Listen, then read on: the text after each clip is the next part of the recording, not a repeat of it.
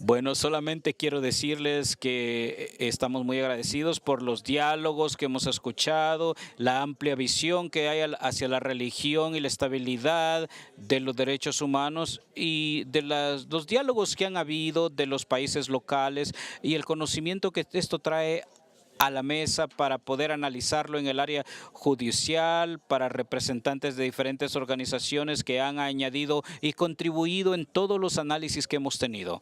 Ahora, esta sesión esperamos ver aún más claramente algunos de los asuntos más difíciles de los que hemos estado hablando aquí y allí, específicamente a la atención social y religiosa.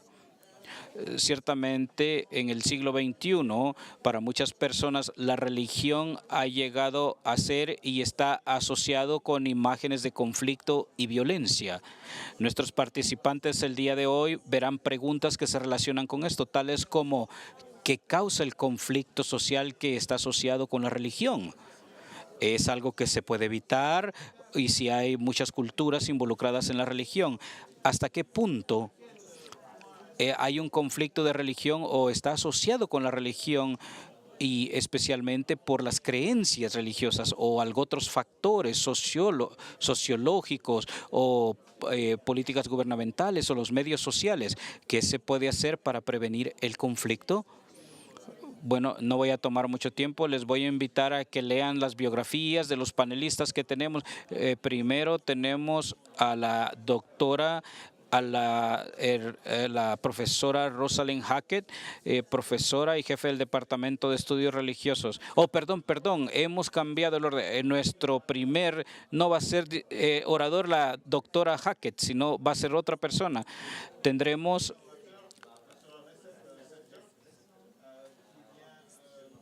a un profesor de sociólogo del Instituto de Alianza de Turquía y finalmente el profesor Kulduran se dirigirá a nosotros ya que él es parte del centro y es el director del Centro de los Estudios Religiosos aquí y es un profesor también de Derecho. Así que seguiremos en ese orden, tomaremos algún tiempo para el final. Así que adelante, por favor, profesor, muy amable.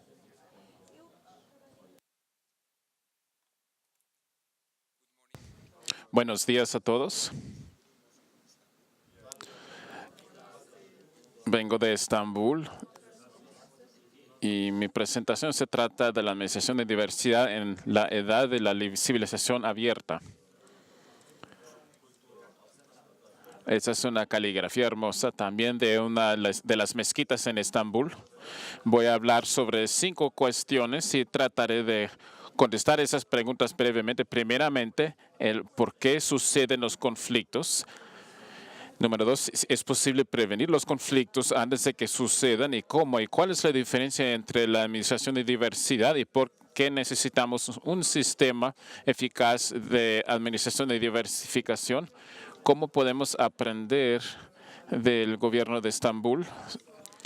Y yo considero que el problema mayor de nuestra época es la administración de diversificación, de diversidad, porque ocurren muchas cosas en el mundo.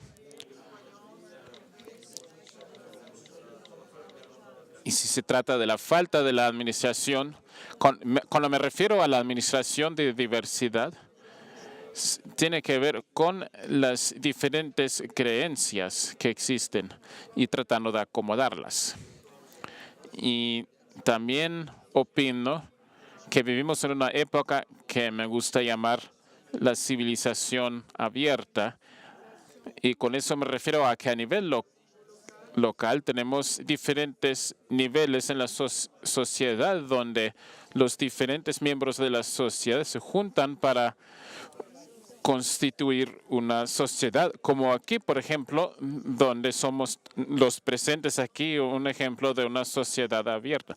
Ya no tenemos sociedades homogéneas como las teníamos en el pasado, así que por ello es importante que reconozcamos que tenemos una estructura social de diversidad nueva y a nivel global todas las organizaciones o sociedades están enlazadas no solamente con los países vecinos, mientras que en el pasado solamente las civilizaciones vecinas tenían conexiones, pero hoy día todas tienen conexiones y influyen y son influenciadas por las demás civilizaciones. Y ya no hay puertas, ni paredes, ni ventanas. Así que mi pregunta más importante sobre el por qué suceden los conflictos mi argumento es de que los conflictos suceden por una de dos razones. Primeramente, la ilusión ideológica o religiosa de que es posible eliminar la diversidad y hacer que toda la gente sea la misma. Este es el motivo más importante de los conflictos. Y el segundo es que aun cuando se acepta la diversidad, se debe de administrar en forma eficaz, ya que de lo contrario surgen los conflictos. Y en mi argumento, rechazo el argumento de que los conflictos provengan de la diversidad y que la diversidad sea una amenaza a la unidad y estabilidad sociales. Así que no acepto tal argumento. ¿Y es posible eliminar la diversidad social? Hay dos respuestas a esa pregunta. Una, que sí, y esos son los extremistas autoritarianos diciendo que la diversidad es una amenaza a la unidad social y a la identidad nacional y por lo tanto hay que eliminarla. Y los que dicen que no son personas que creen en el pluralismo, de que la diversidad da a la prosperidad y al poder en lugar del conflicto. Y además la historia nos muestra que la humanidad siempre ha tenido diversidad. Jamás ha habido una sola civilización que haya dominado en todo el mundo, sino que siempre ha habido múltiples civilizaciones y religiones y razas, grupos étnicos. Y también la religión, particularmente Islam, dice que la diversidad es la voluntad y la creación de Dios. Voy a citar un versículo del Corán que muestra ese punto de vista. El Corán dice que a cada uno de vosotros, nosotros hemos prescrito una ley y un método. Si hubiese sido la voluntad de Alá, Él hubiera hecho una sola nación unida en religión, pero Él ha querido probaros en lo que os ha dado. Así que para la raza todo es bueno y Alá es su regreso todo junto, y Él entonces os informará concerniente a lo que antes hacía una diferencia entre vosotros. Así que no es posible eliminar la diversidad. Esa es una caligrafía que muestra la interconectividad del universo y cómo prevenir los conflictos antes de que sucedan. Así que el argumento mío es de que si podemos administrar la diversidad, que es la causa de los conflictos, entonces podemos prevenir los conflictos. Hay dos métodos. Uno es el estudio de la resolución de conflicto, es una disciplina académica, y la administración de diversidad, que tiene que ver con la prevención de conflictos. Así que la resolución de conflictos es un método pasivo a los conflictos, espera hasta que suceda el conflicto y luego interviene a fin de resolver el problema. Y es un remedio que trata de resolver el problema después de que suceda. Y como una alternativa, el método mío, al cual llamo administración de diversidad, es proactiva, así que interviene antes de que suceda el conflicto.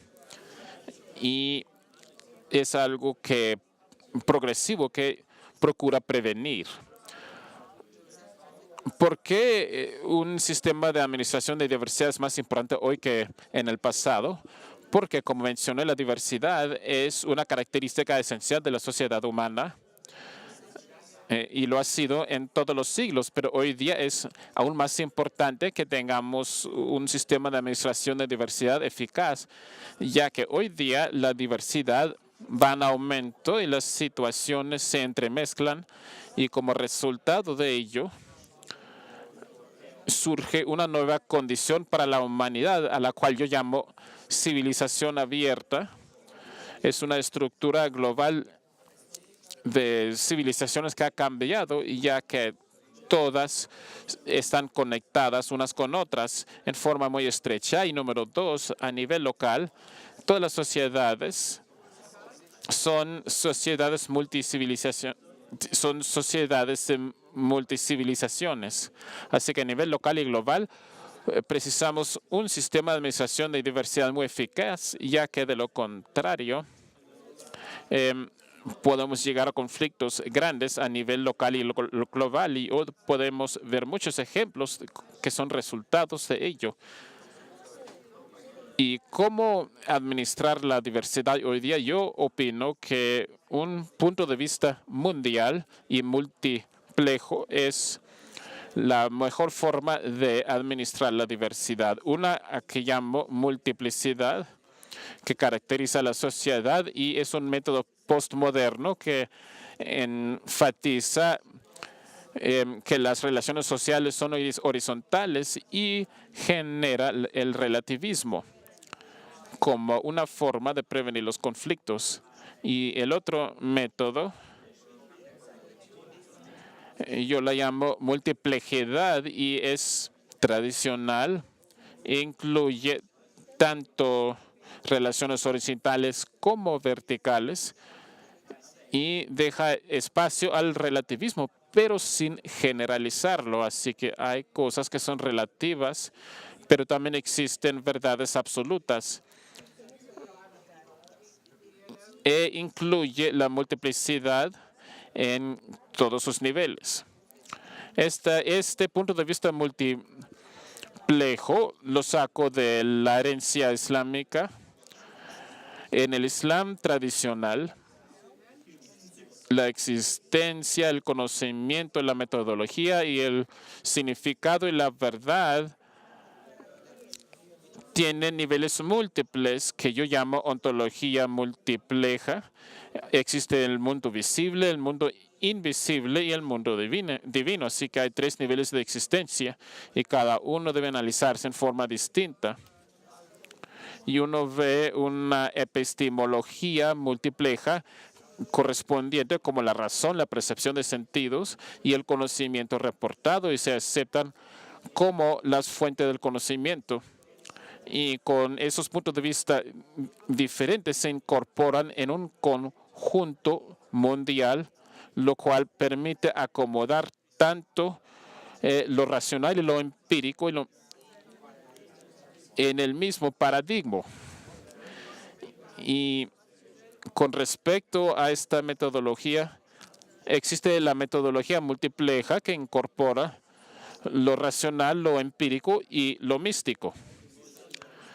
Y lo mismo en el campo de hermenéuticos, hay diferentes tipos de significado, como el significado externo, interno y el significado del significado. Por ejemplo, si uno toca la puerta y alguien adentro dice, no hay nadie adentro, ¿qué significa eso?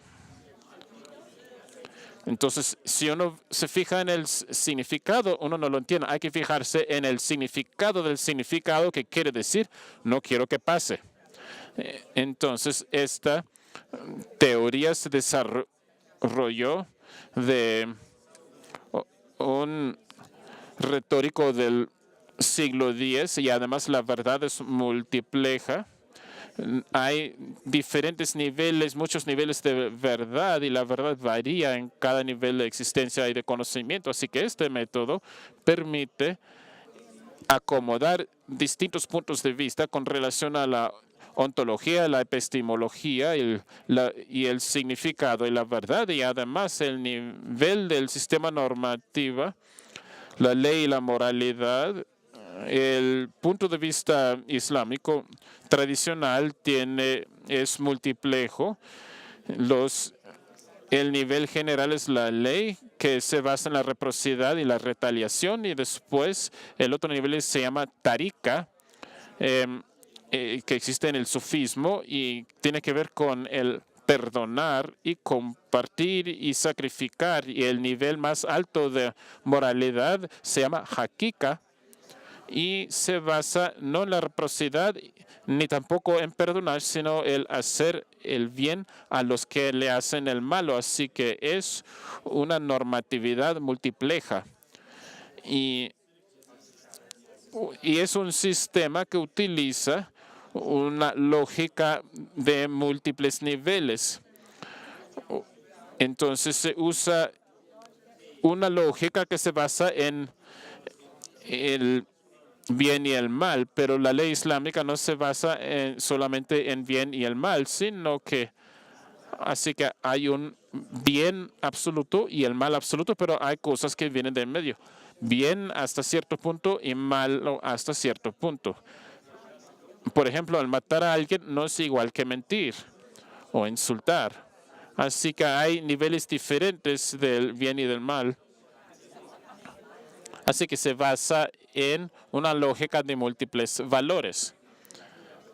Y además, los objetivos de la ley se definen 3 niveles de que la ley debe de proporcionar las necesidades de la vida, que son los derechos humanos universales y todos deben contar con acceso a ellos. Otro nivel es de que la ley debe de brindar derechos legales a cada grupo de acuerdo a sus necesidades, y en otro nivel hay derechos morales que se aplican a nivel religioso. Así que en este sistema fue posible que los musulmanes pudieran acomodar diferentes teorías de filosofía, de teología, de derecho y escuelas místicas distintas dentro de su propia sociedad, y a la vez también acomodar a las comunidades no místicas que se llaman sistemas millet, que es una comunidad religiosa, porque se sabe que los musulmanes acomodan o aceptan a los cristianos y a los judíos dentro de sus sistemas, pero también incluyen a personas que no son ni cristianas ni judías. Y como, por ejemplo, en la India los musulmanes incorporaron a los hindúes y a los budistas dentro de su sistema y les otorgaron los mismos derechos en el Medio Oriente y en el Imperio Otomano, lo cual muestra la universalidad del derecho musulmán. Pero lo que sucedió en el siglo XIX es que debido a la modernización los musulmanes abandonaron ese sistema y adoptaron el sistema de estados que eran naciones, lo cual dio lugar a conflictos étnicos dentro del Medio Oriente y en la región balcana. Mi conclusión, para concluir, quisiera decir que hoy día el problema mayor que tenemos es el problema de administrar las diversidades en todo el mundo.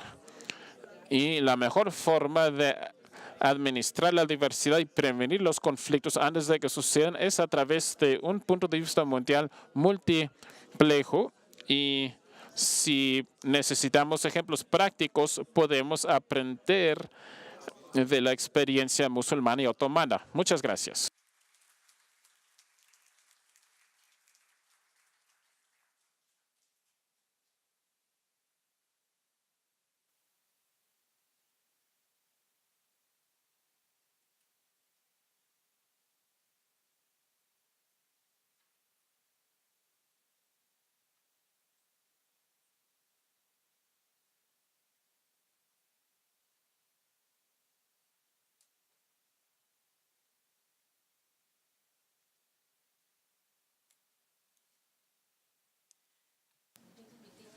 Muy buenos días a todos. Buenos días. Mi contribución a este panel se centra en el papel de los medios de comunicación modernos en la comprensión de la relación entre la religión y las tensiones sociales. La importancia de la agencia y los efectos de los medios de comunicación son a menudo subestimados o insuficientemente analizados en este sentido, ya que se perciben como algo justo, neutro, un medio de comunicación y una forma de entretenimiento. Nada podría ser más lejos de la realidad, sobre todo en nuestro entorno rico en medios de comunicación, donde los avances tecnológicos, especialmente en las redes sociales, han revolucionado las oportunidades para establecer una red del activismo, la autodeterminación, así como para el odio debido a la manera de expresarse, junto con las nuevas formas de controlar el Estado y la cultura corporativa. Las dimensiones legales y los derechos de tales desarrollos apenas hay que enfatizarlos. Mientras yo siempre he estado interesada en cómo los actores y las instituciones religiosas se han apropiado de nuevo a las tecnologías del medio de comunicación, la mayor parte de mi investigación ha sido en el contexto africano. África constituye un rico laboratorio que tiene aplicación a otros lugares también, donde se pueden estudiar estas cuestiones, ya que el crecimiento de la industria de los medios ha tenido un crecimiento desde principios de 1990 y ha crecido relativamente rápido en la mayoría de los países. Así es que debemos evaluar los efectos de la desregulación, la liberación de los diversos medios de comunicación, ya sea impreso o por medios electrónicos. África ha tenido un gran crecimiento en la telefonía móvil. No hay prácticamente ninguna organización religiosa o comunidad en África hoy en día, ya sea tradicional, cristiana o musulmana, que no haya adoptado estos nuevos medios de comunicación, información, expresión y representación de una forma u otra, dependiendo de los medios financieros. Este es el caso en la liberalización que ha ocurrido en conjunto o como consecuencia de los procesos de democratización en muchos estados africanos.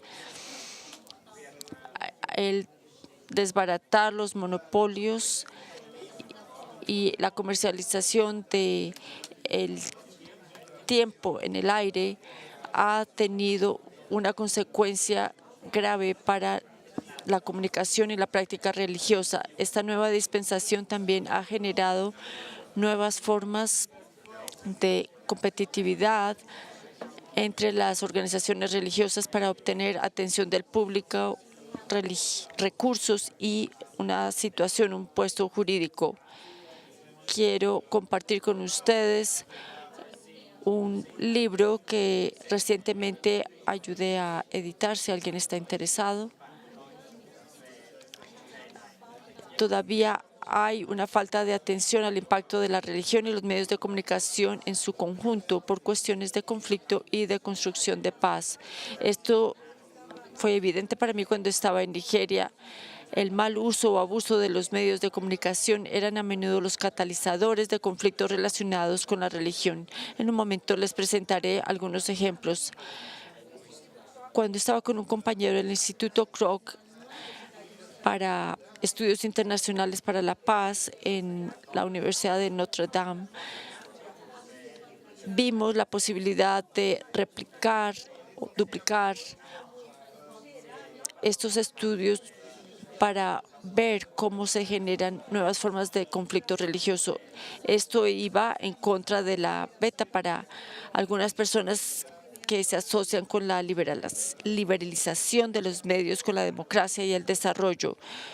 Yo no estaba contendiendo, sino argumentando que la expresión de los medios de comunicación en ciertas regiones con las comisiones de emisión débil o inexistente y las normas desiguales de profesionalismo en los medios de comunicación podría tener efectos muy negativos. Quiero identificar 4 puntos importantes: la inequidad, la invasión y el desplazamiento, la difamación y la comercialización. Hablaré de estos 4 puntos. La inequidad tiene que ver más que todo con la producción, la transmisión. Muchos se quejan de la inequidad. Los musulmanes especialmente han expresado mucho junto con aquellos que practican la religión tradicional al acusar a los medios de comunicación en África porque están en manos de los occidentales. No podemos suponer que con la liberalización y el control del aire por parte del Estado, esto vaya a disminuir. Hay más poder para dar licencias, frecuencias. Los gobiernos pueden jalar los medios de comunicación y de otras entidades que controlan estos servicios y crear enemigos. Por ejemplo, lo que dijo Jerry en 1981 a una de las misiones africanas se les dio tiempo al aire para hacer sus transmisiones. Se criticó el haber dado acceso preferencial a iglesias conservadoras, ya que no refutaron su autoridad, así como o a diferencia de otras organizaciones religiosas. Aun cuando los gobiernos no dan licencias a las estaciones de radio religiosas, favorecen a ciertos grupos con ciertos prejuicios, como por ejemplo en Ghana, cuando las estaciones privadas en FM estaban favorecidas encontrarse con los pentecosteses, por ejemplo, para transmitir música y mensajes. En el norte de Nigeria se ha limitado, por ejemplo, para la Navidad, o no hay acceso para las transmisiones al aire. En el 2004, la Comisión de Nigeria habló de los milagros, que iban a efectuar milagros por televisión.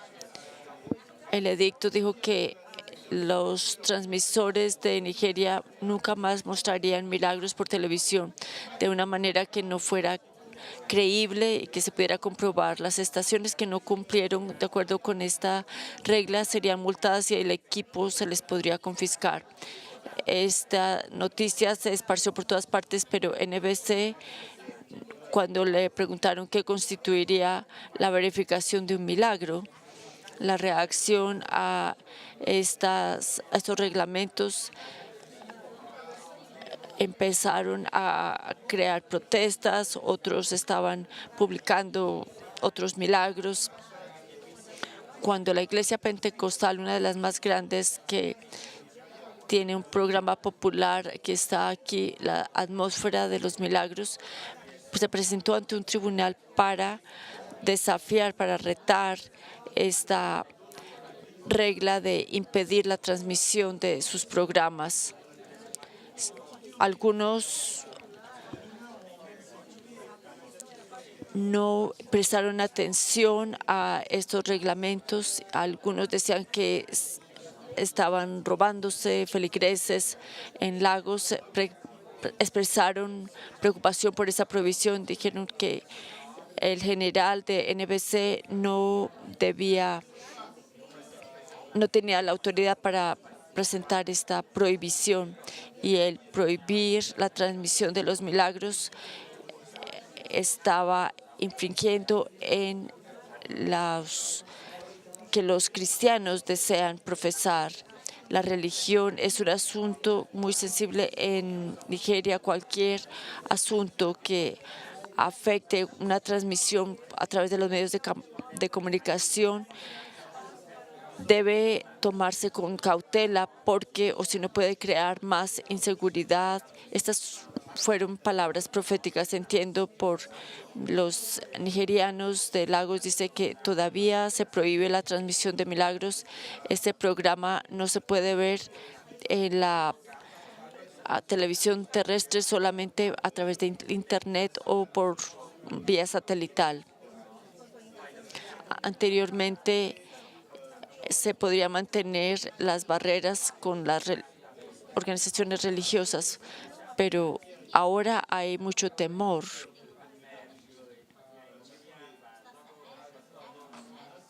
Disculpen.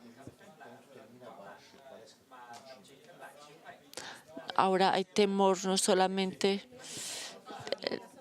la predicación para cruzadas pentecostales, como el señor Banqui, un predicador de Alemania. A veces tratan de utilizar fotos a las que están expuestos el gobierno dirigido por el Islam. Pueden apenas ver los mensajes que se transmiten y ahora por vía satélite desde otras partes del mundo. Además, los mensajes pueden connotar una transformación de espacio compartido, como dice, bienvenidos al campus de Jesús, o el fuego de Dios está consumiendo a Nigeria. Esto amenaza a los líderes religiosos tradicionales y a los musulmanes debido a estos medios de comunicación y sus transmisiones. Las cruzadas en idiomas locales y nacionales puede que sea una técnica eficaz, pero esta es una herramienta que insta a las personas a tener conflictos. Las personas de Ghana hablan de esta situación de esta manera. La agenda principal de las iglesias pentecosteses quieren influir en todos los aspectos de la vida nacional, incluyendo desalentar cualquier reconocimiento de otras religiones, y los medios de comunicación han indicado que pueden lograr esto a través de sus transmisiones. Las transmisiones comerciales al aire, ya sea locales o extranjeras, y la fuente de ingresos para las emisoras que necesitan tanto dinero, a veces tienen que impedir que se transmitan estos programas religiosos. En la investigación del señor antropólogo Paul Larkin, hablando de una ciudad al norte de Nigeria, dice que las personas utilizan o dejan de utilizar, sintonizan o dejan de sintonizar los sonidos, la música o mensajes religiosos según su propia afiliación. Hay un mercado muy reñido para que las religiones traten de conseguir personas en África.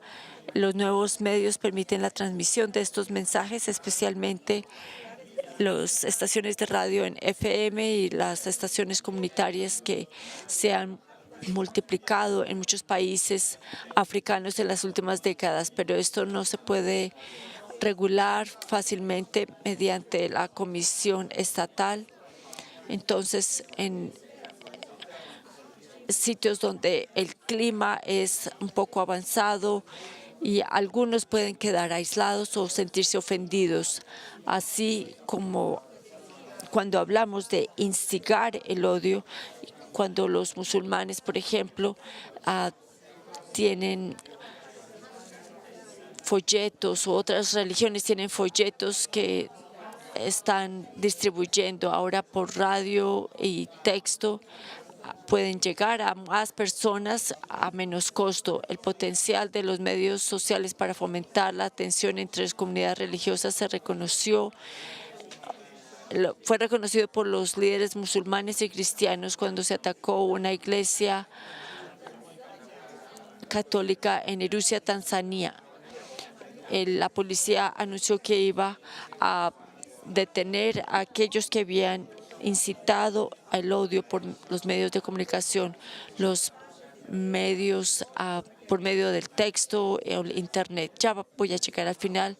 La comercialización. A pesar de la función que las estaciones de radio juegan en la diseminación de la cultura en África, esto ha creado el interés de las personas y cómo se pueden transmitir los valores sociales.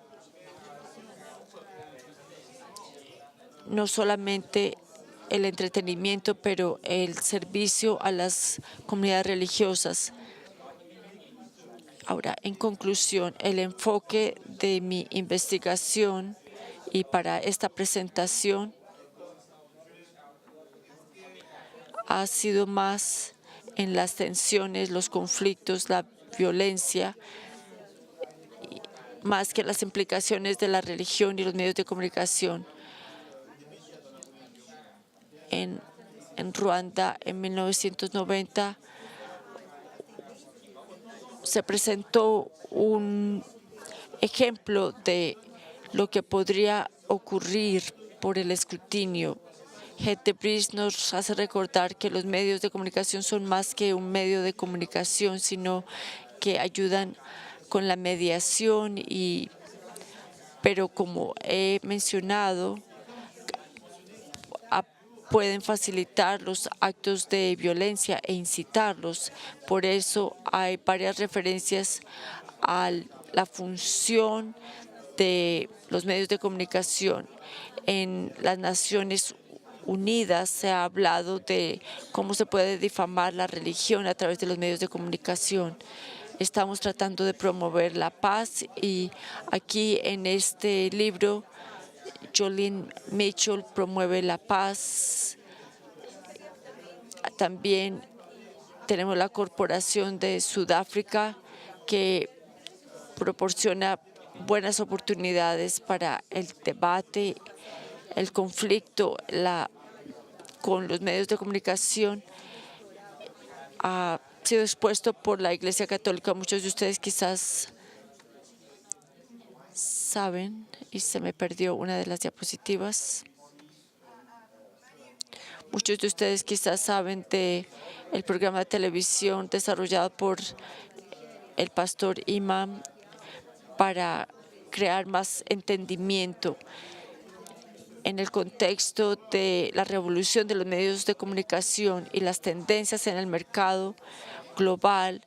Los desafíos de libertad, de expresión, de creencia es más evidente que nunca, y la agencia paradójica que tenemos para fomentar la armonía es muy importante. Muchas gracias, y esto está en peligro. Gracias.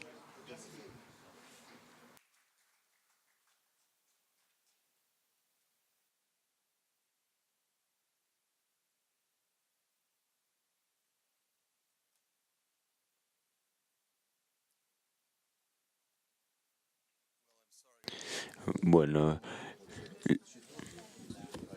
me disculpo por ser un reemplazo para Jürgen Mayer. La libertad de la religión cuando es fundamental, la libertad de la religión cuando es fundamental para evitar la violencia.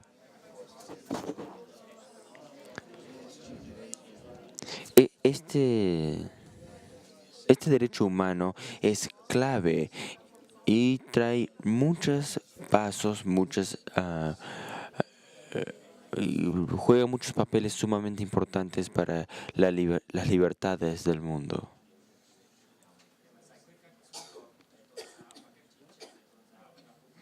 Perdón, tengo que estar con dos computadoras aquí. Entonces, este es un pasaje famoso que se dice mucho en la Corte Europea. Dice, mientras es posible que la tensión se crea en situaciones en una religión o cualquier otra comunidad se divide, esta es una de las consecuencias inevitables del pluralismo. El papel de las autoridades en tales circunstancias no es el eliminar la causa de la tensión, eliminando el pluralismo, sino para asegurarse de que los grupos de competencia toleren el uno con el otro. Esto incita a que todos piensen un poco más de lo que es necesario en vez de tomar decisiones drásticas. Lo que quiero hacer con el tiempo que me queda es que quiero hablar de la relación entre la religión y la violencia. Las características de Forbes dice que se necesita para asegurar la paz el contexto del pluralismo profundo.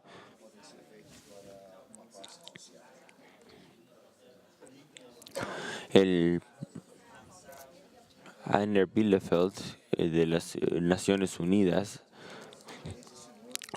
dio un reporte acerca de la violencia en el nombre de la religión y habló de la complejidad de este fenómeno. No voy a hablar de todas las reformas o de todas las ideas que él dio.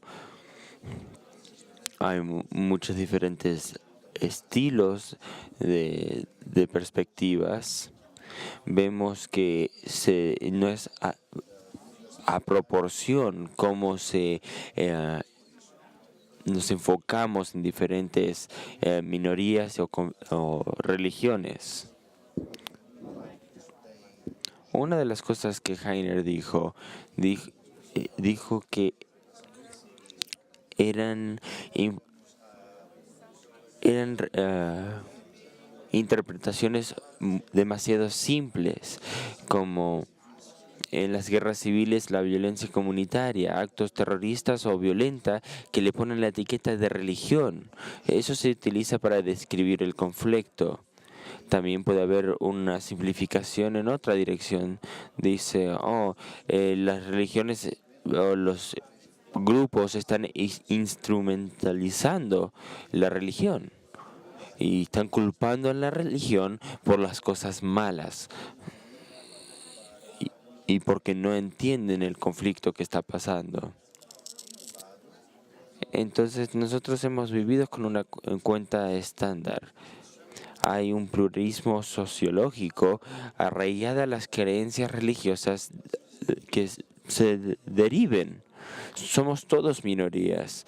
La mayoría de nosotros somos minorías en muchos lugares, pero mientras el mundo se hace más chiquito, vemos que nuestros valores de religión también se hacen minorías. Religión implica valores trascendentes atesoradas más que la vida misma. Genera lealtad que se ejecutan, más profunda que los lazos de cualquier soberano terrenal. Debido a las diferencias religiosas, son profundas y no negociables, conducen a muchos conflictos. La libertad religiosa, como una herramienta que surgió de la caldera de las guerras religiosas posteriores. Quiero hablar de algunas cosas para aclarar esta imagen.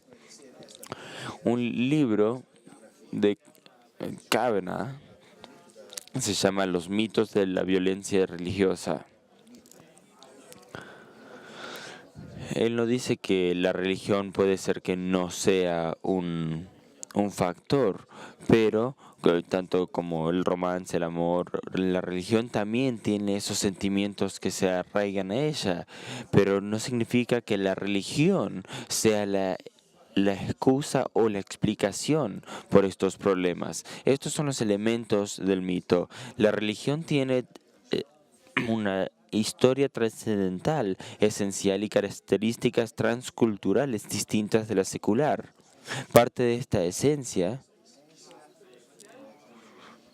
enraizada en la irracionalidad de la religión, es algo particular, pero que es peligroso. La religión, por tanto, se debe ser domesticado, sometiéndola a las restricciones a su acceso y el poder público. La narrativa de ilusión es que el mito es parte de una más amplia ilustración.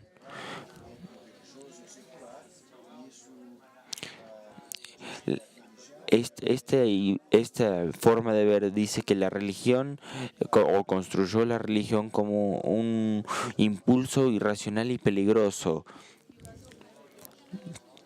Hay muchas formas de verlo a este mito. Entonces creo que es lo que forma de cómo muchas personas no están inmersas en estos asuntos políticos.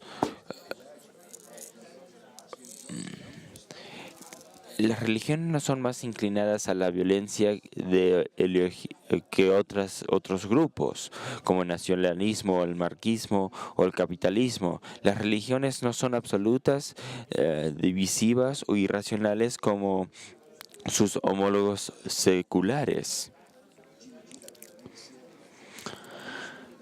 El peligro de la guerra religiosa. Las guerras de religión, típicamente citadas como el caldero que pidió que el Estado, que se forma un Estado secular, es que el Estado secular se formó para dar la paz, para separar o resolver los problemas entre los católicos y los protestantes. Esto fue las raíces de poder separar lo secular o tener un acercamiento, un adelantamiento secular para separar estas diferencias. Hay un problema con esta guerra narrativa que dice. Es que las guerras sin duda ocurrieron, pero no en líneas de batallas. A menudo no se dibujaron a lo largo de divisiones religiosas. El patrón mucho más típico era que los conflictos surgieron de resistir los esfuerzos de la construcción del Estado a la centralización de los monarcas. Esto era lo que estaba causando toda esta tensión. Las restricciones estatales sobre la religión que se derivaban de las declaraciones iniciativas de construcción son a menudo la causa del conflicto real. Aquí el libro se ha hablado un poquito en esta conferencia. Habla de algunas cosas claves que se encontraron. Esta llave dice que las restricciones sobre la libertad de la religión se correlaciona muy cercamente con el factor de la violencia religiosa. De todos estos países que tienen guerras civiles por sus religiones.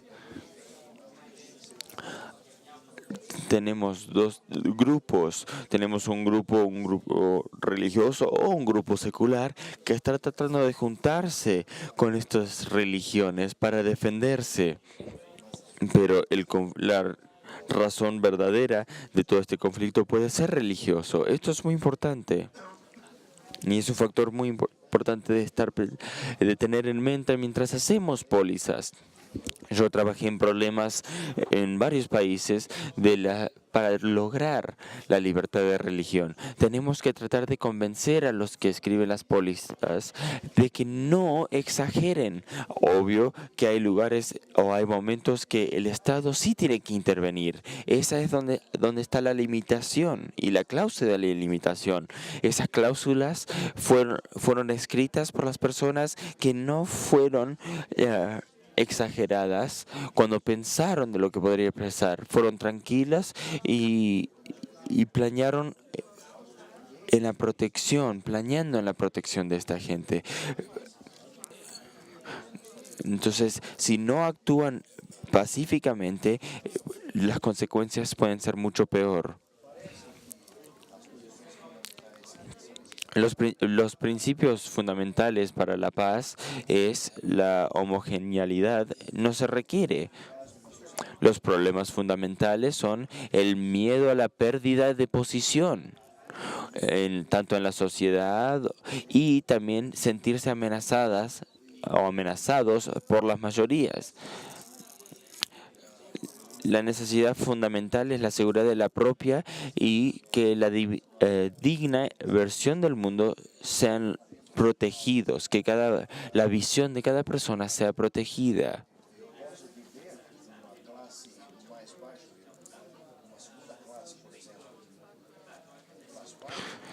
Yo puse la prioridad sobre la libertad, sobre la violencia. Locke tuvo una revolución que es la base de todo esto.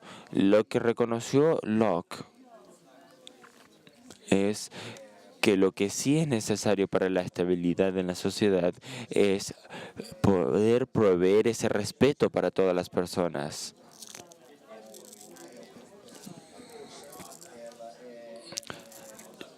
El respetar las diferencias trae respeto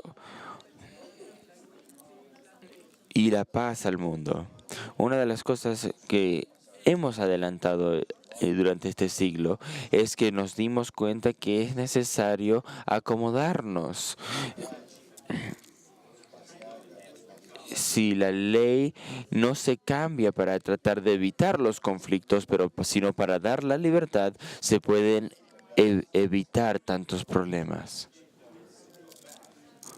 Les recomiendo que miren las otras revisiones de Locke. El alojamiento no es realmente acerca de las excepciones, así es como lo ven los que buscan la igualdad, pero sobre una integración más profunda de principios constitucionales y derechos humanos.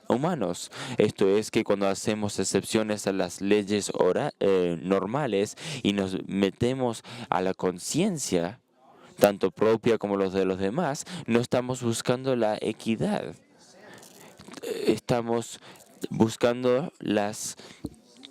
viendo ejemplos específicos y tratando de meterlo entre la Constitución. Y ahí es cuando tenemos los problemas de tanto la religión, porque todos pensamos diferentes.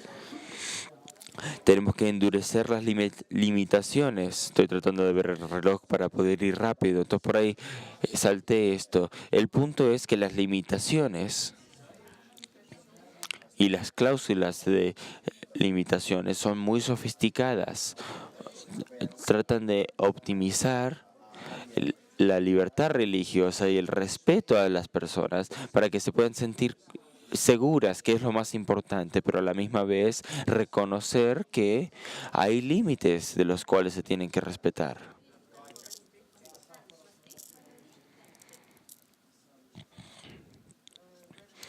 Rev Church y hemos escrito esta diferencia entre el secularismo y la secularidad. Es muy interesante. El secularismo puede ser una ideología que en sí puede ser otra visión del mundo tratando de tener la dominión del mundo.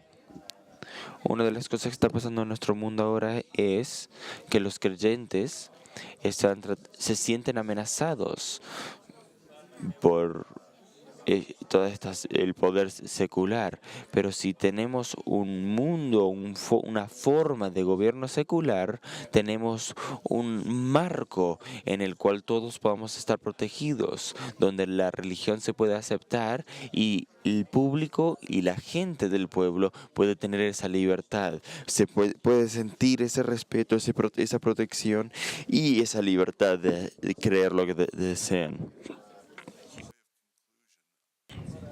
Para terminar, creo que la libertad de la religión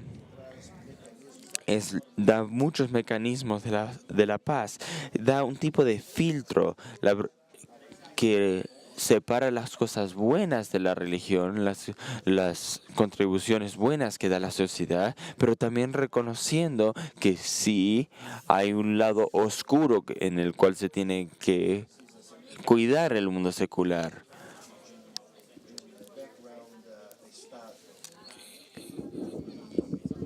Necesitamos algún tipo de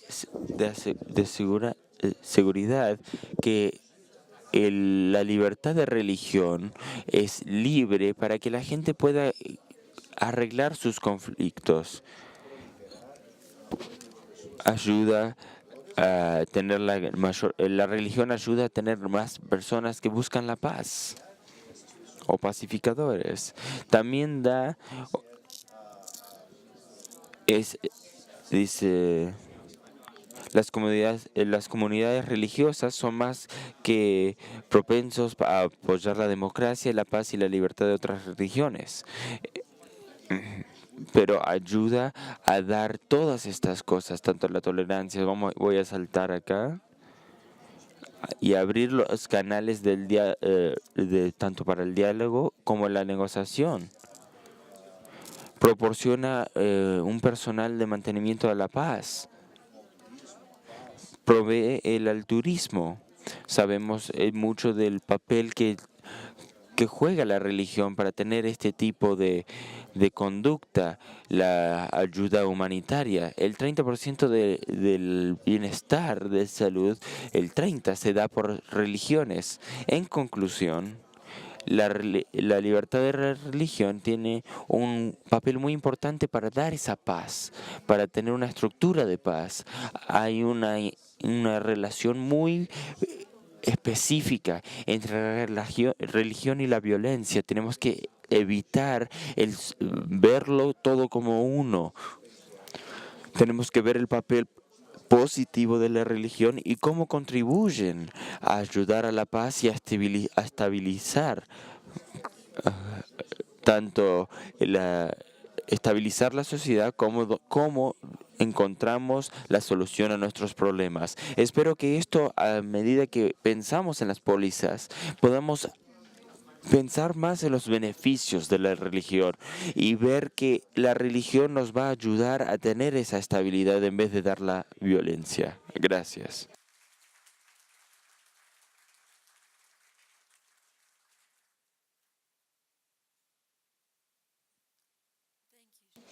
Muchas gracias a cada uno de nuestros panelistas. Estos mensajes que han presentado nos dan mucho en qué pensar. Ahora vamos a tomar 2 o 3 preguntas y les daremos tiempo para hacer sus comentarios. Por favor, utilicen el micrófono y díganos de dónde vienen. Soy Brian Lucas de Australia. Profesor Darren, su primera imagen decía tolerancia. La palabra tolerancia, ¿es la palabra correcta? Porque más adelante en su presentación acerca de Locke usó la palabra respeto. Cuando decimos la palabra tolerar, ¿estamos hablando de tratar de soportar o estamos esperando que esa persona no esté? Si cambiamos esa palabra tolerar a respetar, estamos afirmando que existe la otra persona en vez de solo tolerar y esperar que esa persona no se vaya. Si somos más respetuosos, vamos a ser más fácil a encontrar, ¿no? Un par más, por favor.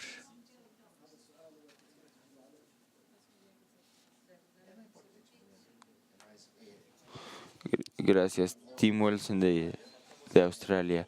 También el mío es para Cole Durham. Solo quería preguntar, en su parte de la presentación hablaba de la secularidad y el secularismo. Quiero aclarar, ¿esto está diciendo que el secularismo es una cosa del gobierno y la secularidad es algo de la sociedad o es al revés? ¿Cómo dice? Una pregunta más.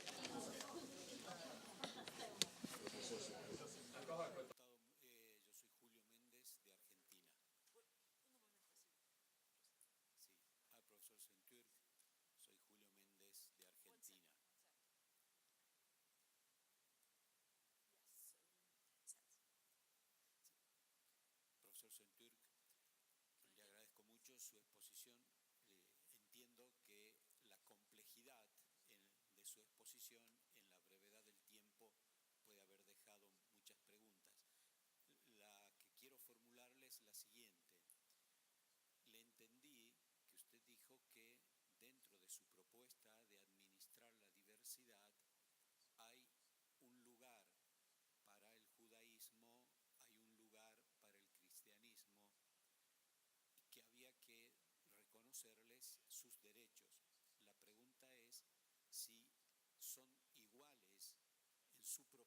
son iguales los derechos para el Islam, para el judaísmo, para el cristianismo u otras religiones, o son derechos diversos?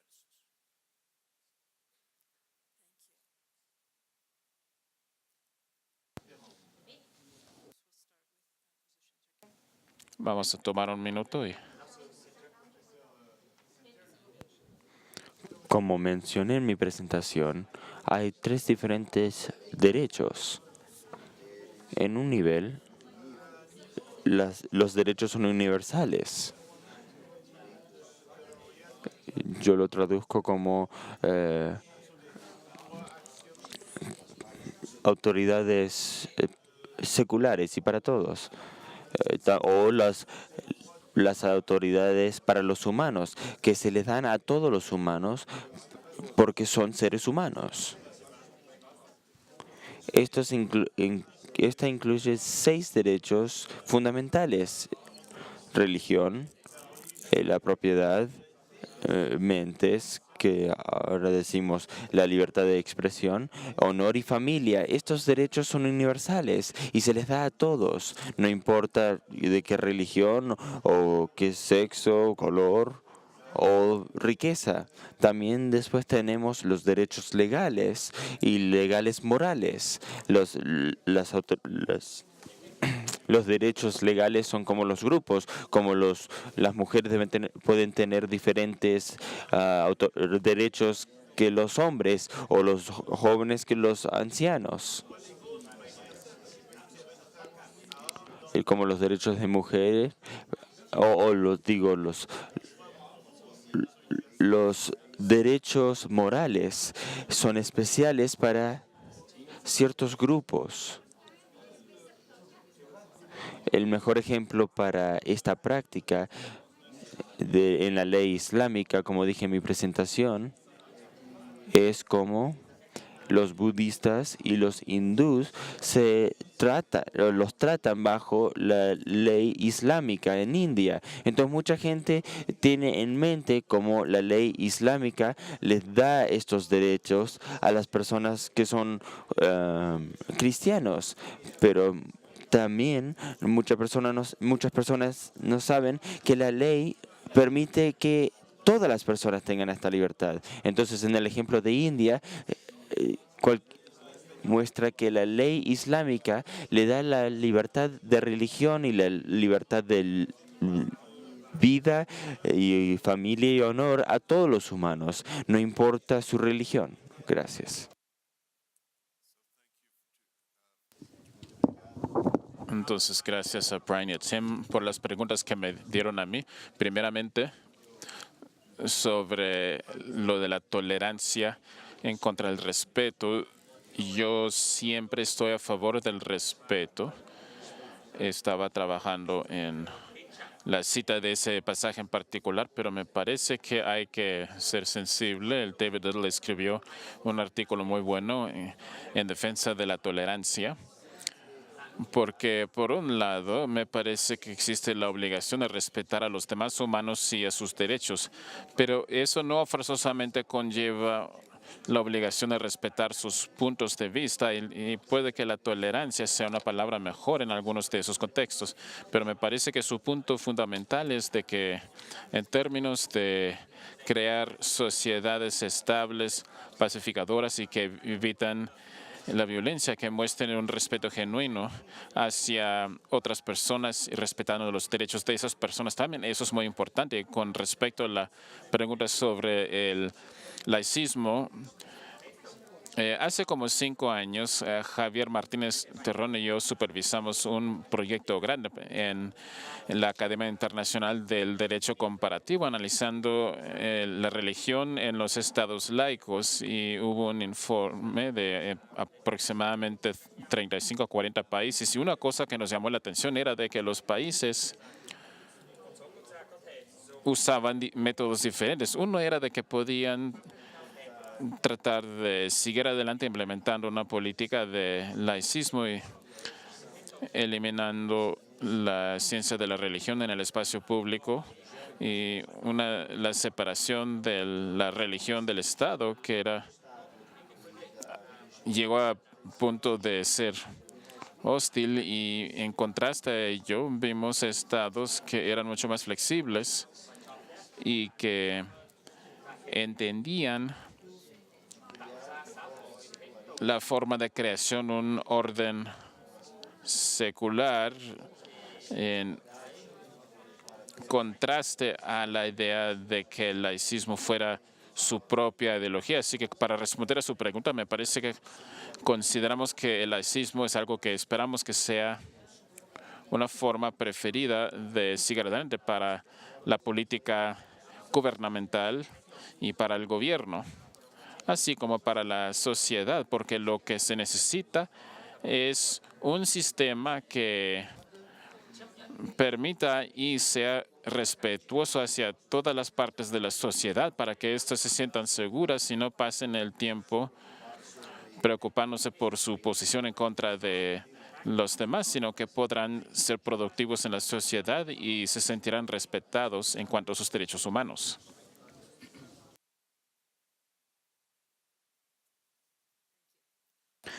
Gracias. Bueno, que ya hemos terminado. Yo sé de que habría más que nos beneficiaría en este análisis, pero me gustaría que por favor les demos las gracias a estos panelistas.